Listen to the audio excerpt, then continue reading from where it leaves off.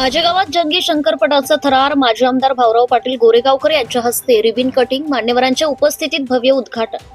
77व्या प्रजासत्ताक दिनाचं औचित्य साधत हिंगोली जिल्ह्यातील सेनगाव तालुक्यातील मौजे आसेगाव येथे भव्य 2 दिवसीय जंगी शंकरपट व जंगी लुटीचं आयोजन करण्यात आले. या शंकरपटाचं उद्घाटन माजी आमदार माननीय भाऊराव पाटील गोरेगावकर यांच्या हस्ते रिबीन कापून उत्साहात पार पडले.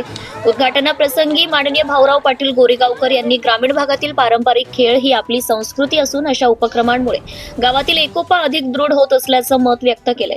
रिबीन कटिंग नंतर शंकरपट स्पर्धेला अधिकृत सुरुवात करण्यात आली.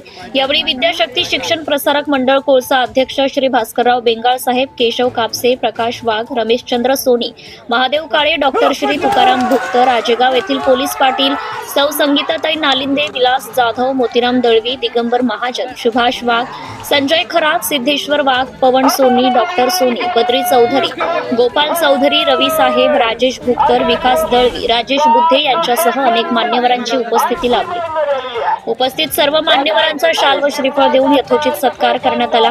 हा भव्य शंकरपट शुक्रवार दिनांक 16 जानेवारी 2026 व शनिवार दिनांक 17 जानेवारी 2026 रोजी पार पडणार असून सकाळी 11 वाजता स्पर्धांना सुरुवात होणार आहे.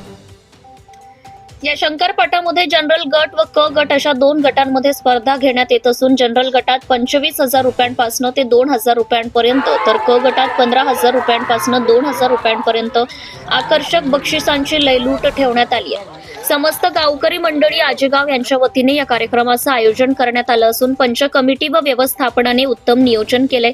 परिसरातील शौकीनांमध्ये या जंगी शंकरपटाबाबत मोठी उत्सुकता पाहायला मिळत असून मोठ्या संख्येने नागरिक उपस्थित राहण्याची शक्यता वर्तवली जात आहे.